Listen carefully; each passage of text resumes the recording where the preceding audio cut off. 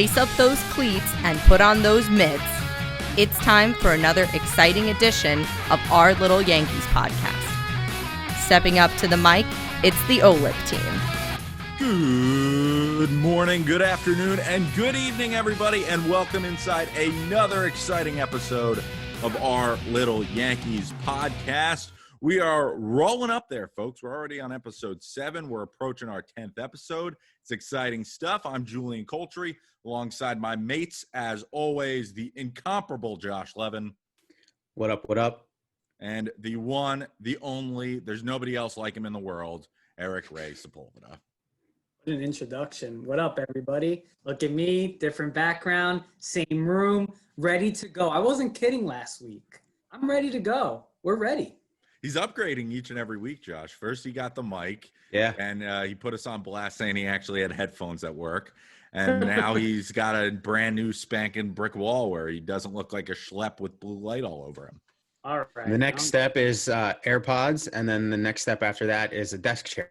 We'll get there. We'll get there. Right now he's rocking, and you can't see it on camera, but he's rocking a WrestleMania chair. He was just giving us the rundown on that. So if anybody wants to buy E-Ray a desk chair for Christmas, it is on his Christmas list. We do know this. He has told us about this. So any particular desk chair you want, E-Ray? No. You have it in mind. With, good back support, comfy. I just want a desk chair. Are you a productive desk chair man, or do you want like a desk chair that's comfortable or one that will make sure you do your work? I'm comfortable. I don't really care about doing my work, to be honest. Why'd you get all shy? You got all shy all of a sudden now that I'm asking you about desk chair, bro. I don't know. He doesn't want to be interviewed. He's here to rant. He's not here to be interviewed. Let's turn it to an interview. I was just curious. I'm trying to get the fans out there of our Little Yankees podcast to maybe chip in and get you some Christmas cheer. I mean, I didn't realize you were against Christmas cheer, but I mean, if you are, then we'll just move on. I'm a shy guy. The people need to know that I am a shy guy, but I'm just also electric at the same time. So yeah, it's true. It's the E in E-Ray stands for electric. Yeah, it's true. Eric Ray Sepulveda, the one and only. All right, so it's episode 7. We have a lot of exciting stuff to talk about, guys, as we keep rolling along here in the Yankees offseason. And this is the juicy point, I guess you could say, because we're right between the non-tender deadline, which happened last week, and we are recording this on Tuesday. So if any news breaks after this, you guys will know that this is recorded on Tuesday. So that would be why we might not be talking about it. And then, of course, coming up is the winter meetings, and that's already kind of gotten into gear and started rolling, the virtual winter meetings this year. So we're right in that sweet spot of where you have the rumors and you have the signings and you have the big fish still in the pond ready to get grabbed. Yeah. I think we're all still kind of waiting for something big to actually happen. There's been some minor moves so far this week. Raisel Iglesias and Carlos Santana come to mind, but nothing big yet with any of the big fish. And obviously, I think we're all just thirsty for any Yankee rumor, to be honest, because we haven't really gotten any of those yet. Yep. Yeah, and I mean, I think we all knew that it was going to be slow coming into this offseason. And I mean, it hasn't disappointed us in that sense. I mean, it's disappointed us overall, and we'll see if we'll continue to get disappointed as this offseason continues. But yeah, man, I mean, today even there's a couple rumblings, a couple rumors that, hasn't gotten us too excited about that we'll definitely talk about here today in this podcast. But yeah, hopefully you're hoping that once the big fish drops, that everything starts flowing after that. So we'll see. Absolutely. And for those of you who might remember, there have been scenarios in which things can drop just like that. And what comes to mind was something that happened 3 years ago on the day that we were recording this, which was 3 years ago on December 8th. And that was the Yankees acquisition of Giancarlo Stanton. It's hard to believe it has been 3 years since Stanton came over from the Miami Marlins and came off of that MVP season with Miami. And the Yankees had, of course, had that heartbreaking loss in the ALCS against Houston that we all loved. And now, as we've said before, they've used as almost like a pseudo championship, but that's how long it's been. And that's how long G's been a member of the Bronx Bombers and worn the pinstripes. And it was a couple of weeks after that he gave his famous "I feel bad for the baseballs" introductory press conference. But at least as far as December 8th is concerned. I think we all kind of have stories. Josh, you and I really were messaging back and forth that day. I was on a trip to Toronto and could not get off of Twitter and could not get off of my phone.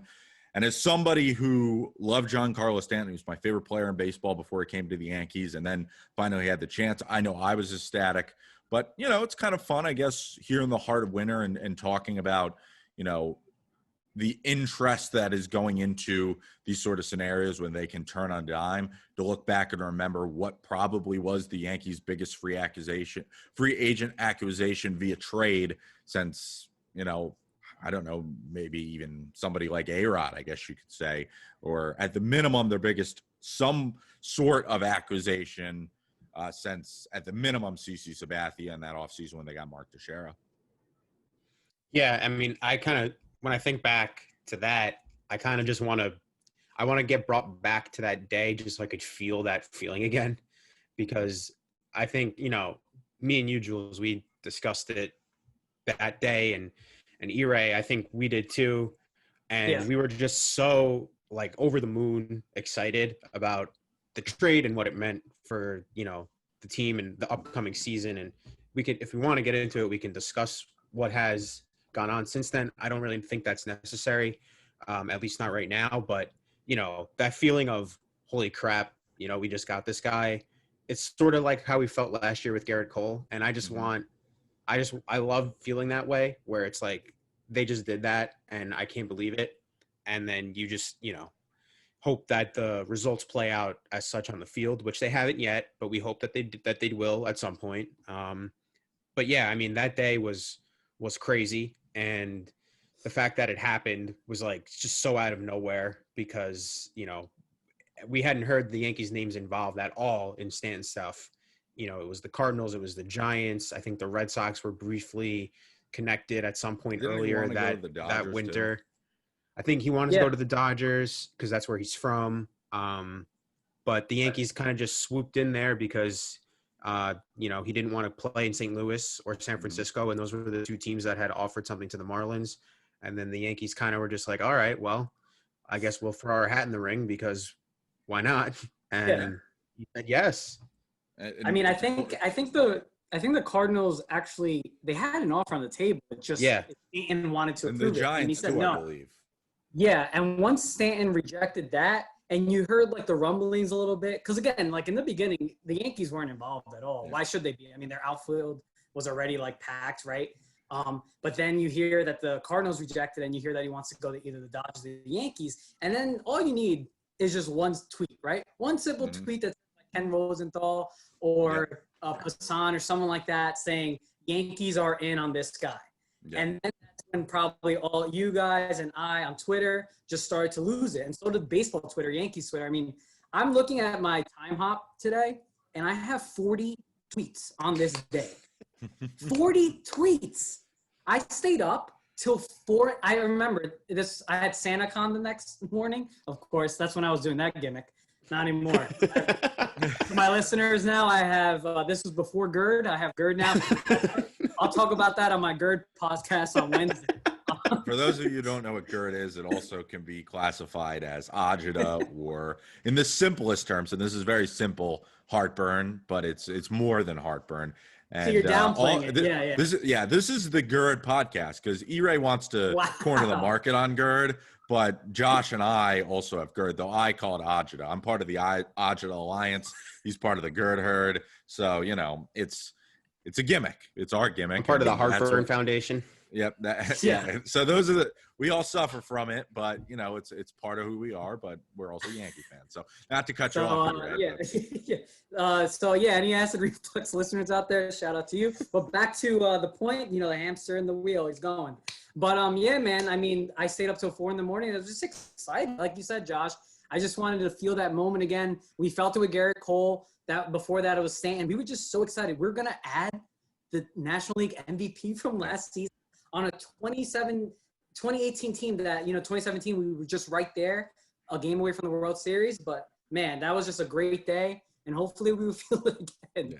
We hopefully hoist up the World Series trophy. But the way these rumors are going, it's not looking like that. But that's for the next keep going. Yeah, to play off of both of you guys, I feel like, and especially what Josh said, it's like the similarities to Garrett Cole are definitely relevant. But to me, it's like even more than when I feel you sign a guy who you really want, like Ire kind of mentioned, when you get that fish fodder of it's a trade bait, a trade candidate. And we get it all the time when it's the trade deadline. It's like a guy you want, and then you have one of the MLB insiders tweet on their timeline, and it goes into the fan Twitter sphere that this is there. I don't think there's anything more euphoric than that, because then you're refreshing your phone.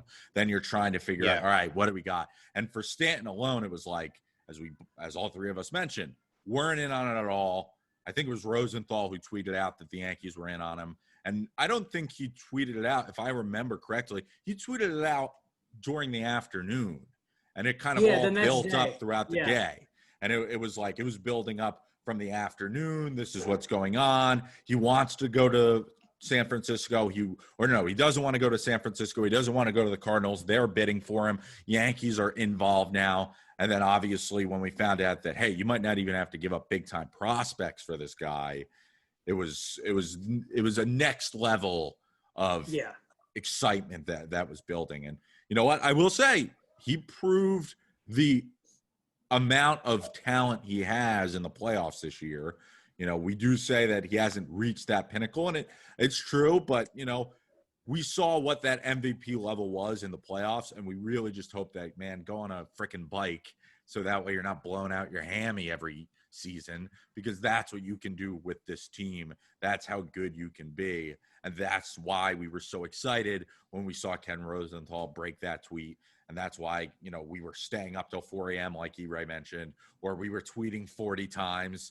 And we were talking about how we fleeced it. And that's why we were all on edge we were on the edge of our seats when we were watching that introductory press conference a couple of weeks later. And he said the famous, "I feel sorry for the baseballs" line that we were all, you know, super hyped about, and pairing him with Judge. And, you know, at the time, like E-Ray kind of mentioned, we were at that point where I think we still had a love affair with this core. We were not aware of the problems that they certainly do have with their inability to hit in certain clutch spots and their ability to stay on the field. So this seemed like the move that got him over the hump. You know, Stanton's on this team for the long haul. He didn't opt out this year, so he's probably not going anywhere. So I would really hope that for a guy who loves him as much as I do, and we all want to see him succeed, he does more of what he did in the playoffs this year. Yeah, they need it. And, you know, I think I probably said it on one of the first episodes, but this isn't really any breaking news. They cannot win without him. So based on how much money he makes and how much of that payroll he takes up, they really cannot win without him. So, you know, the jury is still out. It's not a bad trade, and it's not a great trade yet, because, you know, they haven't gotten anywhere. In terms of their goals, they haven't gotten anywhere, and he hasn't stayed healthy except for one season. So, but it's like that one season, nobody else was healthy. And that, exactly. So we still haven't really seen this lineup. This is going on. This will be. We may never. You're right. This is going to be 2021. Will be year 4, right, of Stanton here, and we still haven't really seen, for a full season or for any long stretch of time, the lineup that we were hoping we would have in 2018. So, you know, there's still plenty of time for him here to help them get to the World Series and win one. And that's just the hope. That's what we have to hope for. Because like you said, Jules, that contract, he's not going anywhere. It's ironic because it seems almost like he might follow that A-Rod kind of cusp of things, where it's like A-Rod comes here, you expect to win the World Series that first year, and doesn't happen. Obviously, 03 or 04, they had the epic collapse, and we don't need to talk about it. But it's like then 05, you think it's going to happen. 06, it's going to happen. And eventually it happens when you're not really expecting it. The only difference is A-Rod opted out. I guess it was 07 when he opted out. And then he wound up re-signing with them. During the World Series. And during the World Series. And then in 09, after all the steroid stuff finally happened, I would absolutely assume that G isn't going to get busted for steroids. At least you would think if he would, he would have gotten it by now. It seems like he's all natural when it comes to his body and the way that he performs. And then obviously he's not opting out anytime soon. So, who knows? Maybe it will be that same sort of A-Rod trajectory. It already seems like he's kind of fit the bill of the A-Rod profile of this core. So we'll have to see what happens. Yeah, at least with the fan base anyway. Yeah. But yeah, I mean, Not me, we have to. Yeah, no, not you. We know that, but we have to just. I mean, we have no choice but to give it time. So. Yep. He's our guy. I know Josh and Relax, he's our guy. No, he has. He's not. He has to be our guy though. Like yeah, he does. He has does. to be. It's not like I'm not rooting for the guy. I'm rooting for the guy. It's just that he upsets us, me and Josh, because of that he can't stay on the field. But this past playoff postseason, like he was great. And I said it in a couple podcasts, like I wish that we did make it another round because he was on a tear. And I want to see, I think like you said, Jules, he was on that A-Rod trajectory of like doing amazing in the playoffs. So yeah, he's our guy. He's here for the long haul. He's not going anywhere. I have to commit to that. And I have. So yeah, just stay healthy and just hit those baseballs, like you said, Giancarlo. Yep, we'll see.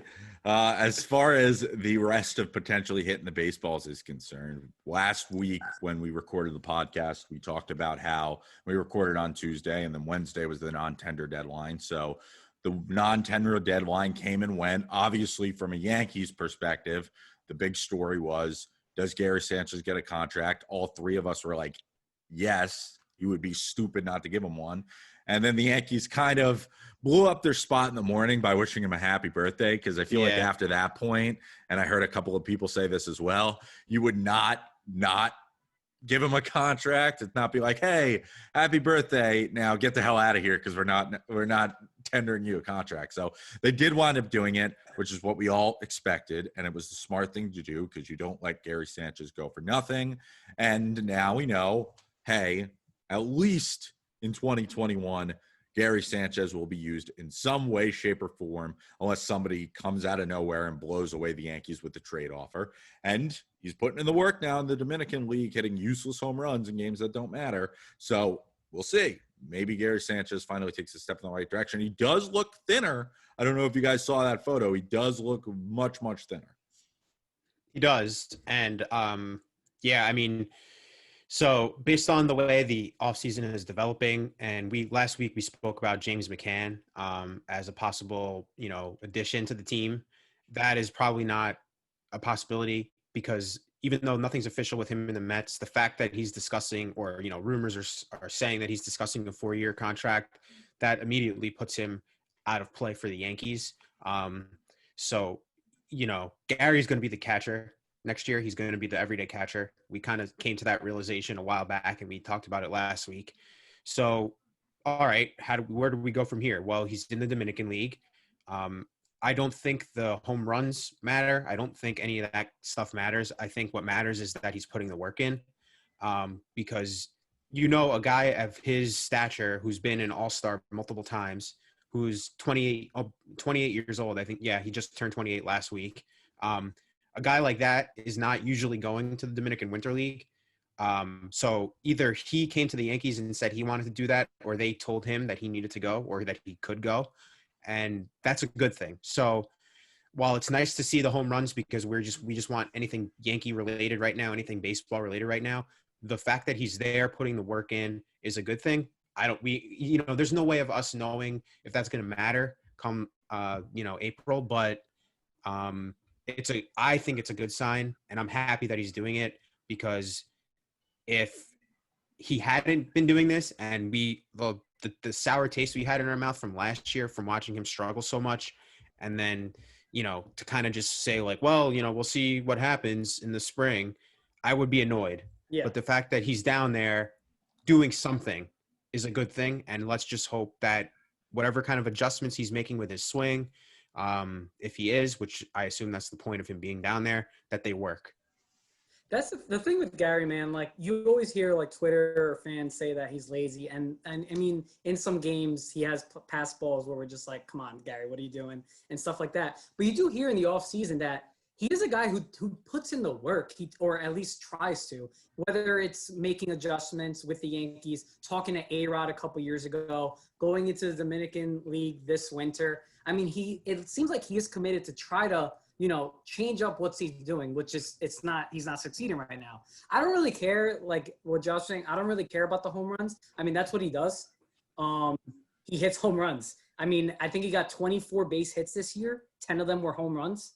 I mean, that's what he does. He either hit a home run or he struck out. So, yeah, I mean, I don't care, but, I mean, it's better that he is doing better. Like, it's better than seeing him strike out every time and, like, ground out or something. So he is succeeding down there, which is great. But I think it is really about just putting in the work, and hopefully that sets him up in better position to, just succeed next year. And, like, Giancarlo's our guy, Gary's our guy. And we might be saying that a lot with our Yankees because we might just bring it all back this year with a lot of just the same team.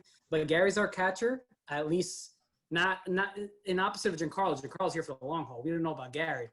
Gary, though, for next season is our guy with probably Higgy, unless the Yankees look at Yadier Molina. But, yeah, I mean, Gary, I hope he continues to, just find what he's been missing the last couple of years in the Dominican League and can actually, put up some good numbers next year for us. Because we need him as well. We need Gary Sanchez to be the Gary Sanchez of 2017, 2018. We need that Gary if we're going to win. So here's the thing. Yes, the major leagues is different than the Dominican leagues, but I will give Gary this. It was a 60-game season. The amount of at-bats that were not there for him because of that definitely, I think, bleeds in a tiny bit. I don't think it bleeds in a ton because ultimately this is what he's done pretty much every year, regular season-wise, over the last 2.5 seasons or so. But maybe it's encouraging that now that he is getting more at-bats, and granted it's about a month and a half later after the season ended, but it's still more at-bats in a calendar year. Perhaps he's seeing the ball a little bit better and he's working a little bit more, and that is something to look at. And, at the end of the day, for the Yankees, they need him to be good, like you guys said, so I can't press on that. But I want to see Gary have the confidence in himself because it just kind of seems like we all know he needs to be good, but he needs to be the guy that kind of realizes that I have to be good and I have to take the next step. And somebody made an interesting point to me recently, and it's the truth. The Yankees really just need to get rid of this idea that he's going to become a good catcher. And we have said it all the time, but the perfect example of this is Travis d'Arnaud is not a good catcher.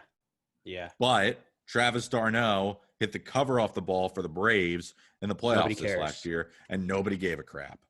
If Gary Sanchez goes back to what he was doing in 2016 when he came up and almost won Rookie of the Year, 2017, playoffs aside because he had a pretty mediocre playoffs, but 2017 during the regular season, or even going into 2018 when we all thought he was going to really be the best hitter on this team. And it's crazy to think about that, but all three of us at one point going into 2018 said, Gary's the best hitter.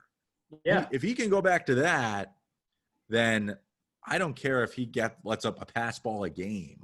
Because his offense is going, and his offense is going to make up for that. And I guess to me that's the big thing. And I would say that the Yankees, it's like give up on that. And Girardi harped on it so much, and I think that obviously got in his head, and he didn't have a good relationship with Girardi. But now it seems like they're still just trying to make that a thing. And at this point, I'm like, throw that by the wayside, because if he doesn't have to give a crap about catching, and his batting average goes up 50 points, and he hits 10 to 15 more home runs and drives in 20 more RBIs, then I don't care how many pass balls he has. He's still going to throw out bat runners every now and then. And if he gives it up, then he gives it up. But it's like I can't have one I can't have one with the other. I can't have him be a crappy defensive catcher and bat below 200. But I also can't, expect him to all of a sudden be a good defender when he's never going to be. I agree. I said that before, that I think part of the reason why he's completely lost the last 2 years is he's messed around so much with his stuff behind the plate defensively that I don't see how it could not affect your offense. If you have no confidence in one side of your game because people are telling you that it's not good enough, or you're, being asked to try so many different things. Like this year with the new stance behind the plate, it didn't work. And it's just, okay, in not just in baseball, but in any sport, the best way for a player to be good and to succeed is to make sure that whatever they are good at, whatever their skill set is, you put them in the best position to display that and to use it. And if they're going to mess around with his defense because it's not what they want it to be, and you're going to, like you said, you're going to lose a lot offensively, that is untenable. So let him do what he's good at. Let him just worry about, making sure the defense is passable, but have it so that he's back to what he was as an offensive force. That's what the lineup needs. It's very important, because otherwise this year he was an automatic out and easy to pitch around, didn't get a single hit off of a fastball down the middle. I mean, this is the guy who was an all-star multiple times over in his young career. Just get back to that place so that he feels comfortable when he goes up to hit. That is what should be the goal. Absolutely. I agree 100%. As far as the rest of the Yankees tender, non-tender updates are concerned, we know that Ben Heller and Luis Cessa, you guys, and my boy, Luis Cessa, we hated him before, but now we love him. Now he's our boy. He's not a fan of the podcast. I don't know if he's ever listened to it, but we're friend of the podcast, Luis Cessa. We're a huge fan of his. Him and Ben Heller avoided arbitration. But Jonathan Holder, he was not tendered a contract, so pour one out for Jonathan Holder at the end of the day. Bye. You guys have anything left to say regarding those two? Or those three, really? Any final Not points? really. I mean, I'm kind of surprised about Ben Heller, to be honest. That was a surprise. I thought he was gone. Me too. I actually thought Holder might have stayed over Ben Heller. Yes. But, other than that, the thing I would say about Luis Cessa, we like him now, but this relationship, baby, it's a roller coaster. So it's a roller coaster. He comes out there in April again, and he starts being what he was before, trash. I'll start hating you again, buddy. But it's really easy. If you want me to like you, just play well. That's all. Just don't suck, right? Just don't suck. You know how we got here, though, because the bar was set so low by the relievers this year. Lasagna. Loisaca did so bad. Yeah, that we were just like, oh, well, Cessa, I guess he's better, so he's not so bad. That's how we got to this place, and now we're the Cessa squad. But yeah, Cessa squad. The Cessa squad. We have to make up. I think first game we're allowed back at Yankee Stadium. I think we all got to get Luis Cessa shirts and just go as the Cessa squad. No, can we get fatheads? And then, oh my God, they'll show us on TV. They will, because we'll be the only people in the world with them. With Luis Cessa. And Luis Cessa jerseys. That has to happen. Or jerseys. Luis Cessa's a boy.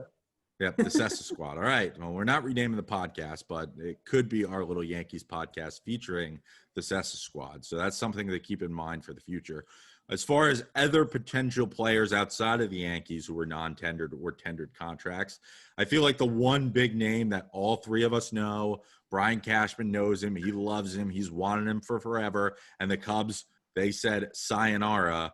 It is Kyle Schwarber. So that's where we got to start as far as potential players that the Yankees could look at on this market to be able to go in here and talk about. So I'm going to kind of break down my thoughts on the pros and cons of the Yankees adding free agent Kyle Schwarber to their upcoming roster. Then I'll let you guys kind of go off, and, that's sort of, I guess, where we'll go. So to me, the two pros that I have about Kyle Schwarber, and let's make no mistakes, if the Yankees want him, assuming they have money, they will go after him because, as I mentioned before, Brian Cashman has loved him forever. It seemed like every single time the Yankees would trade with the Cubs or had trade rumors with the Cubs, Kyle Schwarber was involved. So it's not a matter of them liking him, because they obviously do. So my two pros are, one, he's a lefty bat.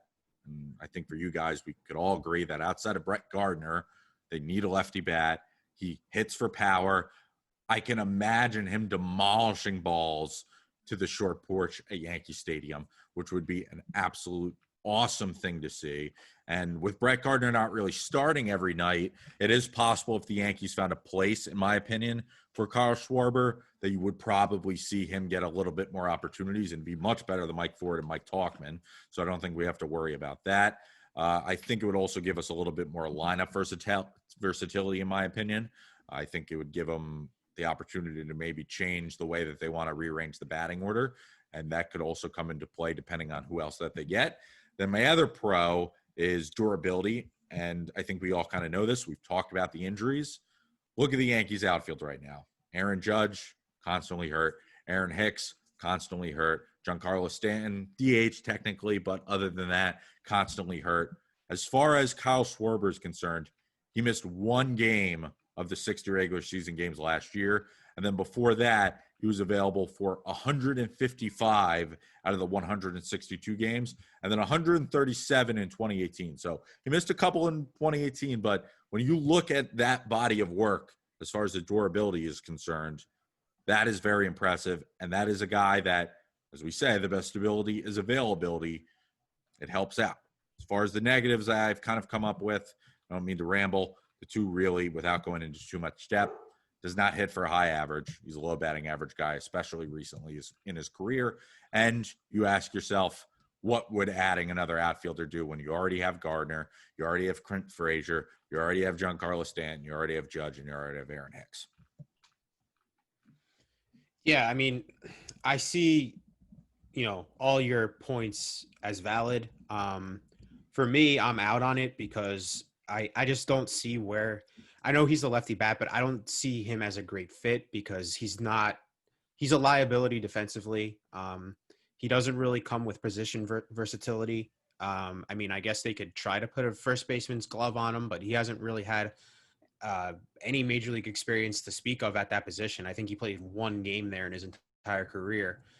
So he's pretty much exclusively a left fielder or DH, and the Yankees do value defense. That's why Clint Frazier wasn't able to get in the majors for a lot of 2019 and for the beginning of 2020. So they have, we know the DH spot is full. So I don't think that's the type of player you roster on your bench just because you can't really put him anywhere in a pinch. If Judge does get hurt again, which we hope not, but if he does, Schwarber can't play right. I guess, you could rearrange the positions and put Clinton right and put Schwarber in left, but I just don't know if he's the right person to add to the bench. That aside, he's another one of these high strikeout guys. He strikes out a ton. So for me, I want to get away from that. I want to go with somebody who was like what Mike Tauchman was in 2019, a contact guy who didn't strike out. So for me, I know they love Schwarber, and we have no idea what the money-ish stuff is with the Yankees right now. He was projected in the $8 million range with the Cubs before he was non-tendered. So you got to figure somewhere in that area is what he will be going for on the open market. Maybe probably cheaper. Yeah, probably less. But for me, I could see it happening, but that's not what I would do if it was me. Yeah, I'm kind of with both you guys. I'm hot and cold as I usually am for a lot of things, but I'm kind of like, I've been trying to decide whether, because again, both of you guys make good points, but Kyle Schwarber, we do need that, that pop on the bench, right? We haven't had that lefty power on the bench where, like, Kyle Schwarber's better than Mike Ford. He's better than Mike. Oh, yeah, 100%. Yeah, so but he doesn't play first. Exactly. So I've never been a big Schwarber guy, but if they do get him for, say, I'm just this hypotheticals, I don't know, $4 million or something like that. I don't know if it'll be that low to he is that durable. We don't want these guys to get hurt, but just their track record, it seems like they're going to get hurt again. So he is an option, and the Yankees do love him. The reason why I'm not all in on him is I just think there's better options out there possibly. We've seen, I've been looking at, David Dahl, Eddie Rosario. Those are names as well that the Yankees can be interested in that I actually think I like a little better than Schwarber. But if the Yankees do, just bring in Schwarber, I'm not opposed to it. I just think it might be, depending on what the contract is, it could be high reward, low risk, depending on, again, what the contract is and what he can do. But I do like that possibility of that guy on the bench where he does mash, man. And him with that short porch could be something if he hits the ball, because he strikes out a lot too. Yeah. I'm kind of all over the place with it, but I like if the Yankees get him, I won't be like, oh, okay. If they don't get him, I'll be like, I'm kind of like, that's more. Absolutely. But you brought up a couple of good names, and here's the thing. Schwarber's just the tip of the iceberg because Eddie Rosario, for starters, I know, Josh, you have talked about to me and E-Ray when we've had kind of pre-show meetings and stuff like that, just how interested you would be in acquiring a guy like that and what he could do for the Yankees. Yeah, see, for me, so the Schwarber non-tender is because the Cubs are sort of kind of probably going to go through a rebuild. So they're at least cutting costs. Rosario, but Schwarber underperformed in 2020. Rosario, while he didn't have his best year in 2020, this is just a clear salary dump sort of thing where the Twins were just, we don't want to pay him. So we're cutting bait. So this is a lefty hitter who hits for power. His on-base numbers, haven't been great throughout his career, but he appeals to me more because he's not just a power guy. He hit 276 in 2019. I know how people are with batting average nowadays, but it's still, to me, something that I care about. That's more of the type of player that I want to add to the team. The question I have is he's probably too good to be a bench player. So how would the Yankees get him? Would it have to be a platoon situation in left field? Would he have to be the everyday left fielder and then Clint goes to the bench or something like that? But for me, that's more appealing to me than a Schwarber. Yeah, and I would say that I've kind of been into David Dahl a little bit. Just reading, I didn't know that much about him with the Rockies. Kind of like we knew DJ LeMahieu and that he was a batting champion and stuff like that. But kind of with David Dahl, I kind of would be interested in him more than Schwarber as well. But it's the complete opposite because the issue with David Dahl is that he gets injured a lot. And do we want to have someone that gets injury prone when our starters get injured? So that's a big question. But the thing with David Dahl, he is younger. He didn't have a good year last year, but just looking at his stats years prior, he hit 302 in 2019, 286 the year before. And the big thing is, other than Schwarber, he can play all over the outfield. He can play center field, left field, right field, which is great as well with when you want that fourth, fifth outfielder, depending on if the Yankees bring back Brett Gardner. So, yeah, I just think David Dahl, Rosario, there are better options out there than Schwarber. But, yeah, I wouldn't be surprised at all if the Yankees just commit to Schwarber because, like we were saying, Brian Cashman, when he loves you, man. He loves you. He loves you, and he wants you, and he's going to get you. Ask Adam Warren. He's been here like 25 times. Ask Eric Cole. Ask Eric Cole. Thank God we got that guy. Yeah. No, but it's also worth noting that every single time that he has liked somebody, at least in recent memory, they have wound up being pretty successful here. I mean, put Mike Tauchman aside after that first year, but it's like he liked he liked Luke Voit. Luke Voit came here and has had a great tenure. He loved Glaber even back when Glaber was an international free agent. They signed him. They brought him here. So the upside, I think, of Schwarber is there. I agree with most of the points that you guys said. But at the end of the day, Josh, you kind of just perfectly hit it on the nail, or E-Ray hit it nail on the head, and you guys both talked about it. It's if he loves you, then he loves you, and they will find a way to bring you in or do something. And really what it matters at now, and this is a perfect transitioning point, is are the Yankees planning on spending money? And that is the biggest question that we have lamented about podcast after podcast till we're blue in the face. Will this team spend money?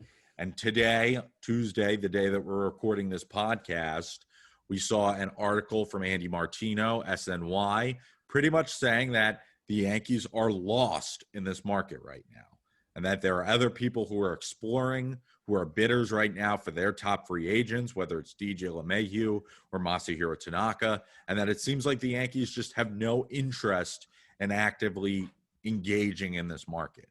So for us, for Yankee fans who talk until we look like my sweatshirt right now, just deep navy blue about how much we want this team to improve, it is impossible for us to feel good when you hear Andy Martino say that. And whether or not you think Andy Martino has the credibility to be able to say that, because he's been right and wrong about a multitude of things, it does not feel good to see somebody who is a beat writer for a local news outlet that covers the Yankees say things like that. I think Sherman said the same as well. Yeah, he did.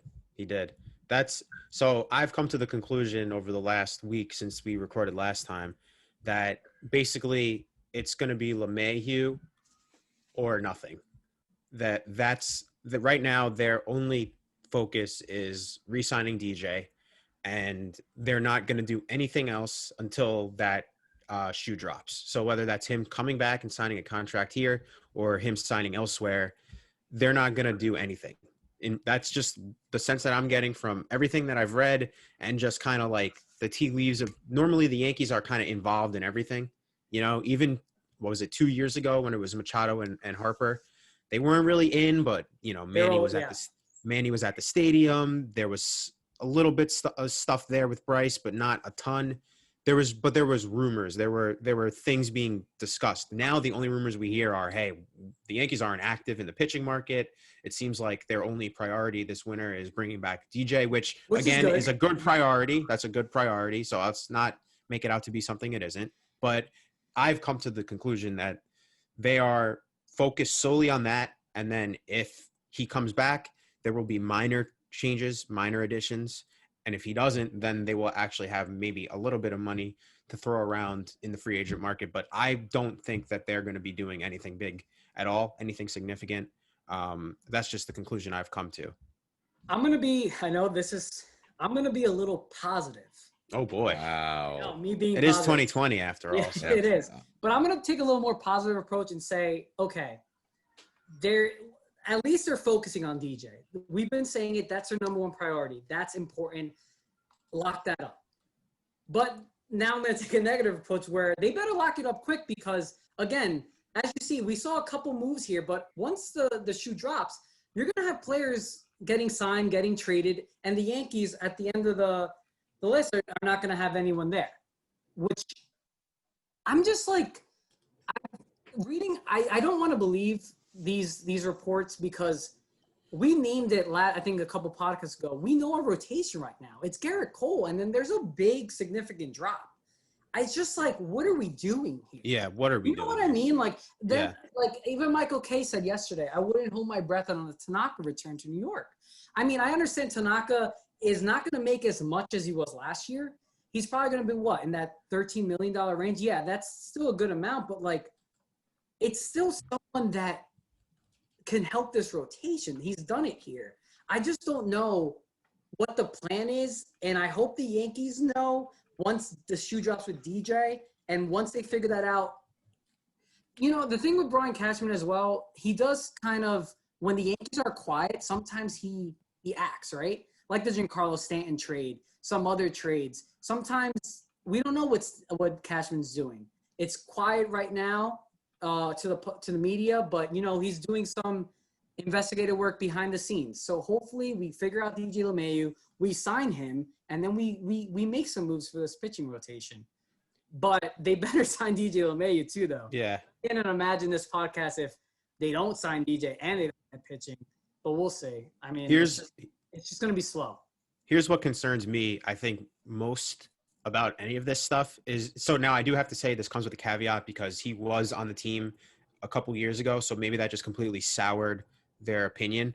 But the fact that every indication so far has been that they didn't engage the Rangers at all on Lance Lynn is a big issue to me.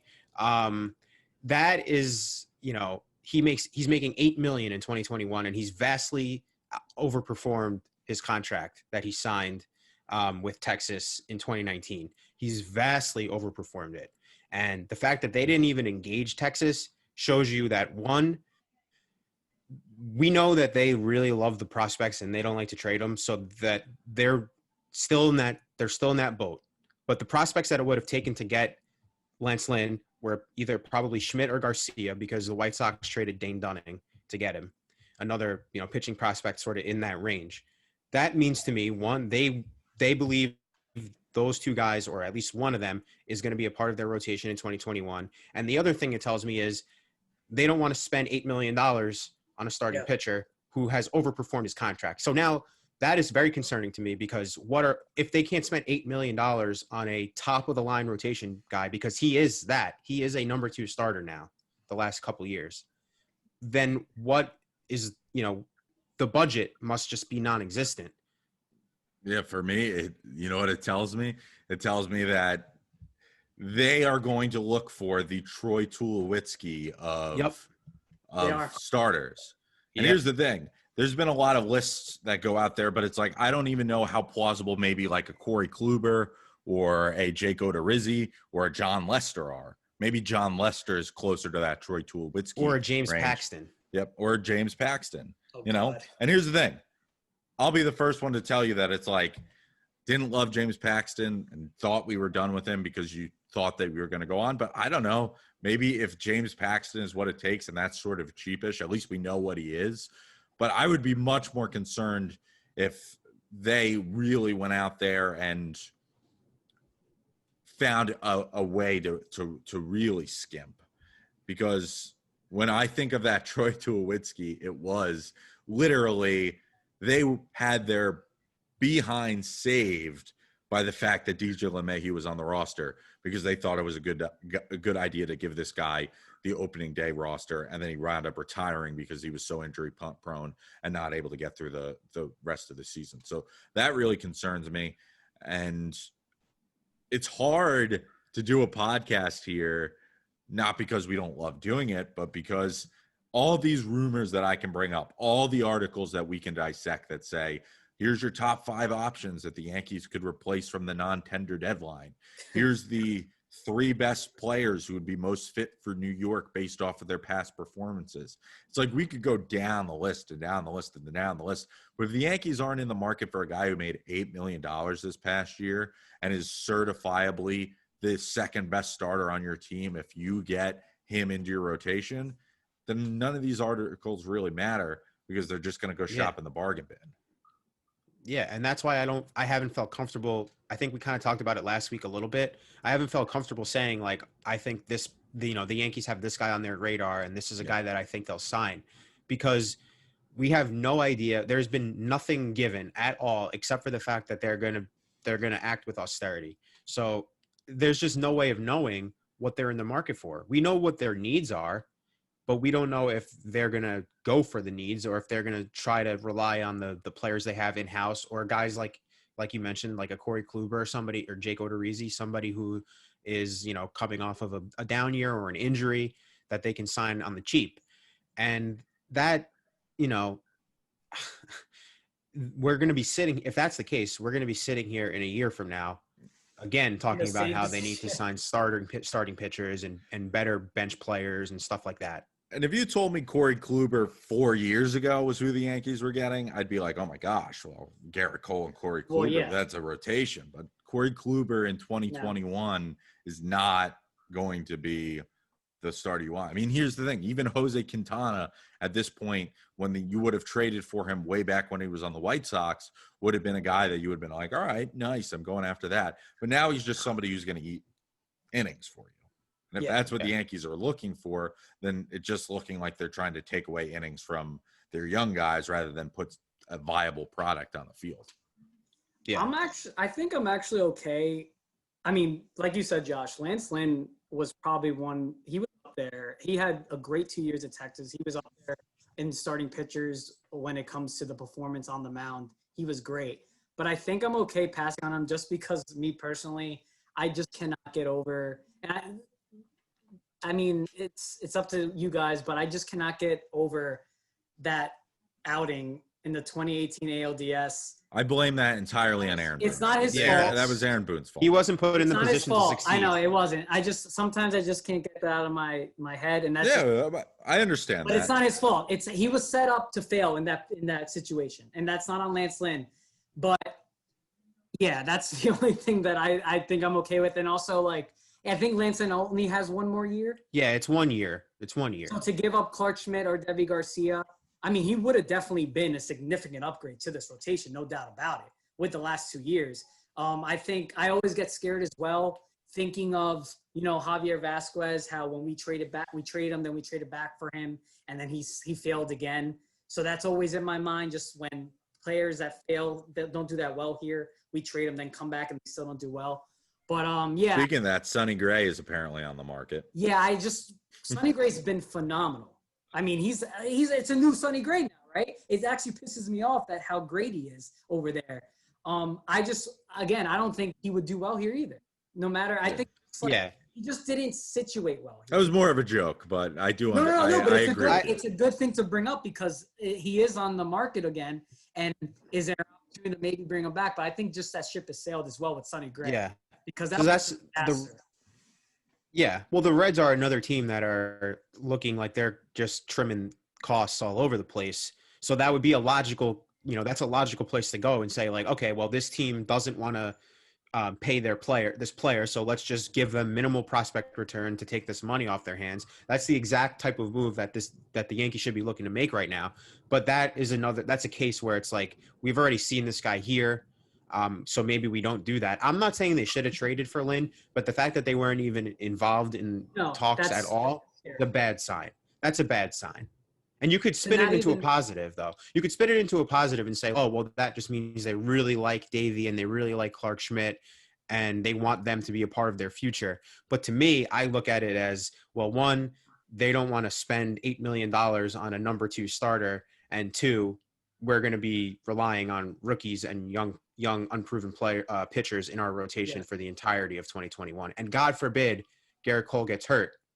What is the rotation? Oh God. It's true. You're right. And that's what you got to think of. And it's funny, Josh, you point out those teams that the Yankees should be going out there. A guy whose name I threw out to you guys the other day is that, I mean, the Phillies squashed it real quick, but it's the idea that Zach Wheeler was on the market and that could have been a guy that the Yankees realistically could have gone after as far as, hey, we'll give you a prospect, we'll take some money. That way you guys, because the Phillies, geez, they have, if you want to talk about having bad financial issues, I mean, it looks like they need to strip the whole organization based off the fact that what they're talking about with the financial issues that they have right now. So I hope at a minimum they investigate those channels, because those are the sort of outlets that if they are going to approach this very cheap sort of mindset in minimalist fashion, then that's where they got to be looking.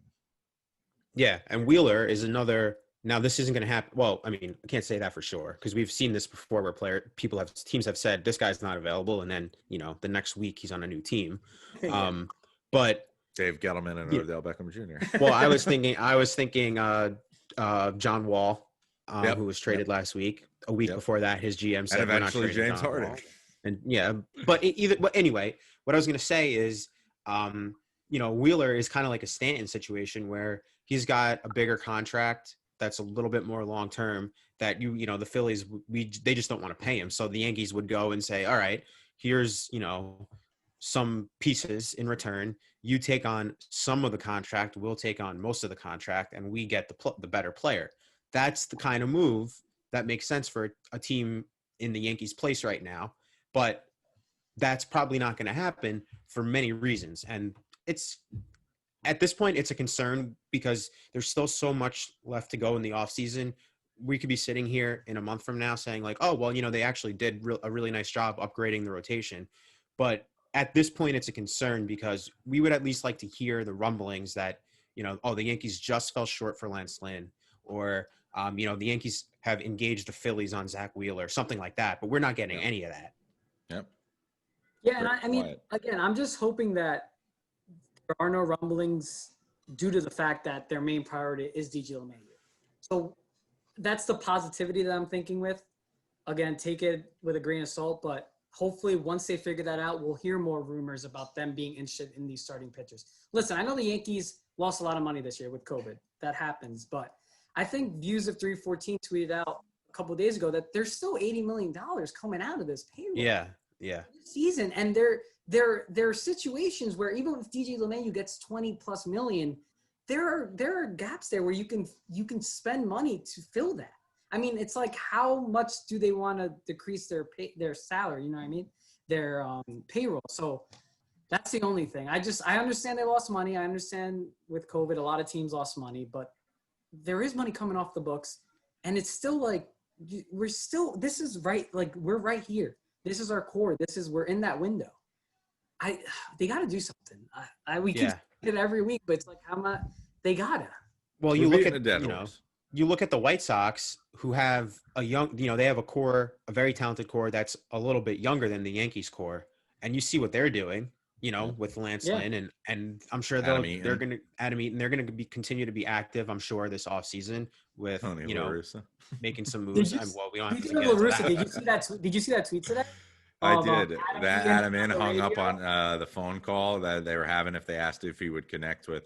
Well, long story short, I'll explain. Weird is that? If you need, incredibly weird. Apparently, Adam Eaton did a radio show today with some local Chicago media. There's a local Chicago media asked if Tony La Russa would be able to connect with the younger players on the White Sox, and Adam Eaton decided to hang up the phone on them. Oh God! So, what the hell does that mean? That's so bizarre. Here's the thing. That's a pretty fair question, I would think. It is. So too, that is especially for somebody who is going there because he's signing with this new team. I think that it's not like, so fair. What do you think about Tony La Russa, your new manager? Do you think he can stay off the bottle? Or it's not like that. I mean, that would be a lot more interesting of a question. Or not that he can stay off the bottle. Can he stay out from behind the back of the wheel? Yeah. Jesus. But but like, they're doing things. They're active. Yeah. The Blue Jays are, and they got Robbie Ray, and they're sort of like on the periphery of DJ LeMahieu right now too. Yeah. So it's like, you have these teams that have these young cores, and it's like, we have like a 4-year, 5-year window with these guys. We need to capitalize while we have it. And, the Yankees, I don't want to sit here and say like, oh, they haven't done anything, because they traded for Giancarlo Stanton. We opened the podcast with that. And they signed Gerrit Cole last year. But it's like, there's still holes that need to be filled. And it's just because you went and got the 2 shiny toys doesn't mean that, we don't need some blocks to play with too, like there's still some. Go ahead. No, go ahead. No, I was just going to say they got the 2 shiny toys 5 years apart almost.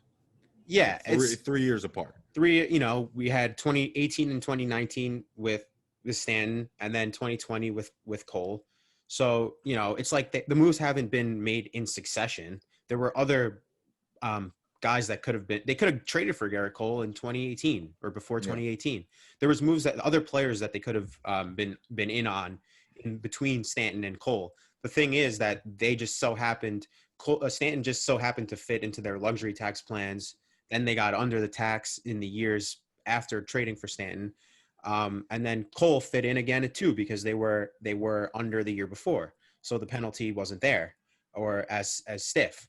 So it's like, we know what the game is, we know what they're doing. They're not really going willy-nilly with those 2 moves. They fit, they are big, shiny headline pieces, but they fit into their luxury tax plans. Now we have no idea what the payroll budget is. We knew in the past that they wanted to stay below the 189 million threshold. Yeah. Now we have no clue. We know they want to be below that number again, but we don't know how far below. And that is where all of my concerns come in, because in that same article that Andy Martino wrote that we were talking about, he mentions that they haven't really even engaged on Tanaka, which Ira, you kind of talked about too with what Michael said yesterday. That is like the one thing that I thought for sure was he will be back. I think LeMahieu will be back, but I know Tanaka will be back. But now, I don't know. Again, take this. This is just us hearing these media guys speaking, right? Take this with a grain of salt. We don't know always the facts out there, because I think Michael Kay last year said that he didn't think the Yankees were going to get Gerrit Cole. So again, this is just, we're reacting to what we're hearing. We don't know. Hopefully what we're hearing is wrong. We want them to be. But yeah, I mean, that is troubling to think, of course. Maybe I even go a step further. And, we spend so much time dissecting the Yankees resistance towards spending money. And what if I was just to say that this team is so head over heels about this core that they just want to run it with this core? Because I don't know, as much as I also think that the money is the issue, the more that I think about, for example, what Brian Cashman did last year after signing Garrett Cole, it was sort of like, all right, I need to make one move to shore this up. But other than that, I don't really need to worry about it. And it's like the hubris of the Yankees right now is so vast in their belief that this core is good and that they don't need to do anything to prevent it, that it almost makes it seem as though that might be a contributing factor into what's going on. That Cashman, and we've read books about it and we've heard stories about it, is so into the idea of his success, and he's had a lot of it, that he thinks that when he goes out there and gets these minimalist guys, that means as much to them as going and signing the big free agent. So it's almost as if, well, everybody wants me to spend money, but I don't need to spend money because look what I did with Luke Voigt. No, yeah. Look what I did with Gio Urshela. Look what I did with the prospects with Glaber when I traded for him, and what I did with Andujar when I got him and was able to go and put him through our system. And look what I'm doing in the future with Jason Dominguez. And it's that idea that it's like, I don't need to spend money because I can get this done. You know, it was in the Yankee book that came out right after they fired Joe Girardi that he said he loves playing money ball with the Yankees. So it's almost that idea that it's like, maybe they're just resistant to spend money because they want to thumb their nose to it, as opposed to the idea that they just don't have the money, which obviously is maybe a contributing factor, but maybe not as much as the sort of sense of hubris that the Yankees have. I agree with that. I think we've talked about it. And you know what? He is right.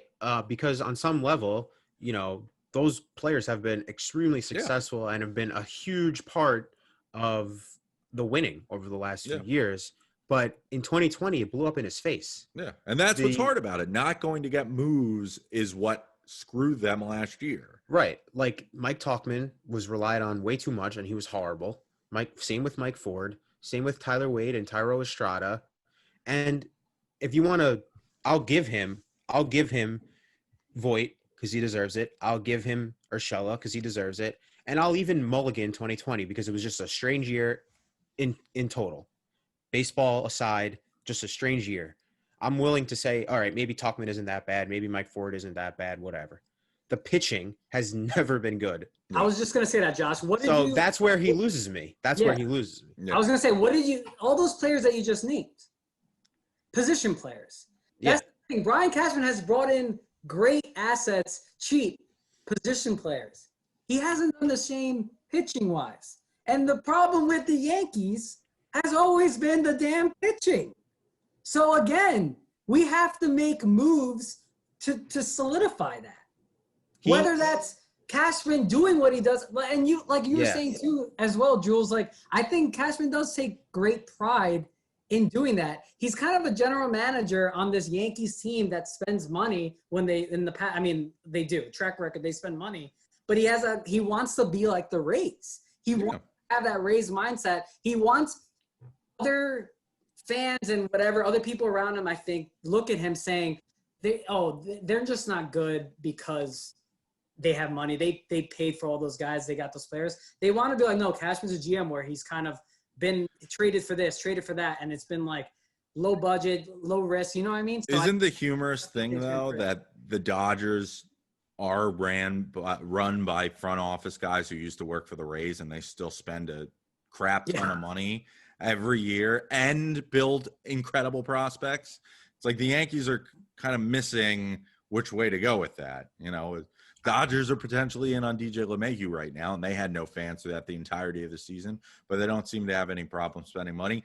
And by the way, look at every single great pitching prospect and great position prospect that they've had over the last 3 seasons. So I hate that idea that Cashman wants to be the Rays just by not spending money. It's not your idea. It's not Josh's idea. It's not my idea. It's the idea that exists out there. But it's like the Rays' own front office guys, once they left Tampa, were like, hey, guess what? Now we have a crap ton of money. Let's go spend it and do what we do best.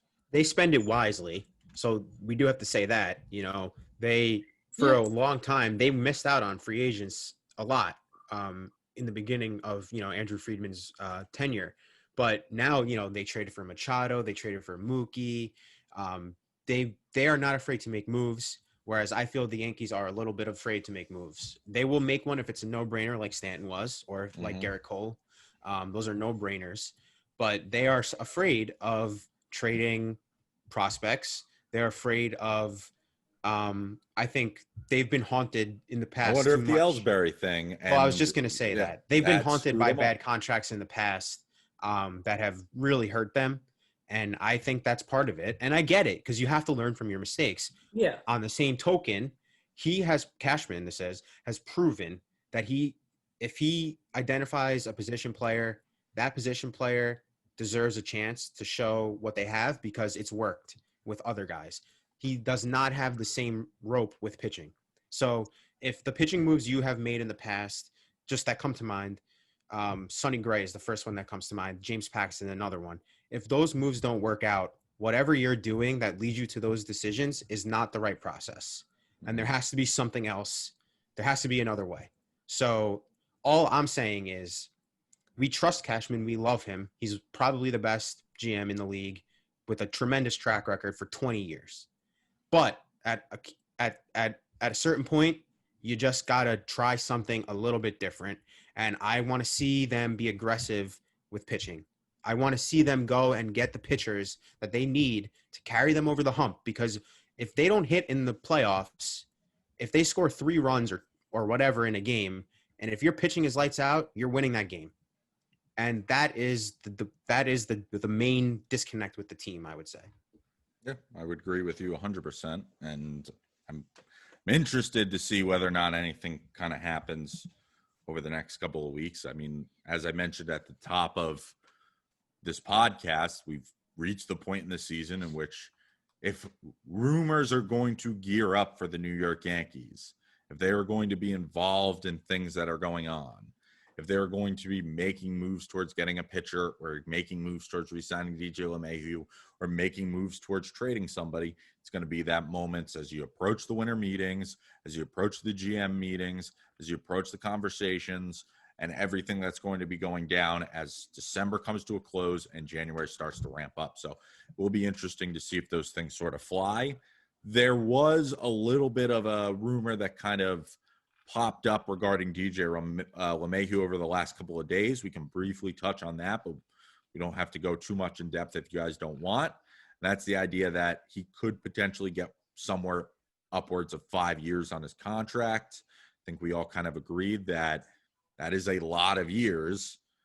And I think the consensus for us was that they better go get Lindor if that is what he's asking for, because that is a lot to ask. Yeah, I mean, 5 years for a guy who's about to be 33 this upcoming summer, that's a hefty amount to pay somebody, that's a hefty amount of time to commit to somebody in that age range. In the past, I would have said, I don't care, just do it. But I'm not into that kind of thinking anymore, because I have seen how one decision affects everything for years. So while I love, they don't play it the same way as the Dodgers. I love DJ. I want him back. I want him back on a deal that makes sense for the team, because there is next year, leaving Lindor out of it at a trade for Lindor, next year's free agent shortstop class is star-studded. And that is where the Yankees should be looking towards if they don't get LeMahieu back and they decide they don't want to trade pieces for Lindor. They should be looking to that shortstop group and saying, okay, well, now we move Glaber back to second. We plug in Trevor Story or Corey Seager or maybe even Francisco Lindor. And that's a better long-term buy because of their age. All of them are younger. Carlos Correa is a part of that group too, even though we don't want him. They're all young. He's a Derek Jeter fan. We don't want him. We don't want him. I'm saying that. I'm speaking for the Yankees. He's Puerto Rican. I don't care. We don't want him. We don't want him. We don't want you, Carlos. Sorry. That's a better buy for the Yankees because they're younger. So that money that will tie the Yankees up in a guy who's in his mid-30s prevents them from signing, a guy who's in their late 20s. The late 20s guy is who they should be looking towards. So if LeMahieu wants a 4-year contract, I would give him a 4-year contract. If he wants a 5-year contract, I'm thinking long and hard about that. Like you said, actually, at the end there, that is the Yankees using their money wisely, right? On younger players that can still produce, and we need those type of players. But you said in the beginning of your when you were speaking that you're not thinking like that anymore. The problem is I still think like that. Yeah, we know. That's And future. I want a World Series now, not tomorrow, now. And well, it's not coming tomorrow. They don't play it in December, today, man. It's winter. It's for the conversation. I want it now. Give me the trophy now. That piece of metal I want now. So you're Veruca Salt. So that's I was just thinking the same thing. Yeah. I was just Veruca Salt. She's the one, right? Yeah, because the one from Charlie and the Show. Yeah, all right. Yep. But I think I would give him. I think I would give him the 5-year contract because he was our MVP. I still think he'll be able to produce, and move to first base or something or whatever. I mean, we still have Luke Voigt. That's future E-Ray's problem. Yeah, if I want to think like a smart fan, I could just agree with what Josh just said, and I do agree with it. But you want to think like a dumb fan. You want to be impulsive. I just think DJ was that important to this team. And yes, okay, I'll say this. Now, if they don't get Lindor or if they don't spend that money on players and next year or whatever, and we just move Gleyber Torres and get like an Andre Simmons or players like that, and we don't get like players that can help us like in the level of DJ LeMahieu, then I will have a very big problem with that. Because then I would be like, you should have just gave him the 5 years. But yes, if they use that money, I think there were rumors that they would use that money on Brantley and Lindor. You see, that's a duo that I can work with if we let DJ walk. But hopefully DJ just takes the 4 years, comes back home, and then the Yankees can figure out this pitching rotation. That's what I want. Be interesting to see. He definitely has a lot of suitors because, as we've mentioned several times on past episodes of the podcast and from what we've talked about on the off air, Dodgers seem to be in play. Toronto seems to be in play. The Mets seem to be in play. I'm sure we'll eventually get a few of the mystery teams that are in play. And then, of course, the Yankees are in play. So it will be interesting to see. And, of course, as we keep trucking along here doing episodes of the podcast, we keep going out throughout December and into January and February, pitchers and catchers and all that time. Somebody's going to start signing, whether it's DJ or somebody else who the first domino to fall is. It will be very interesting to see.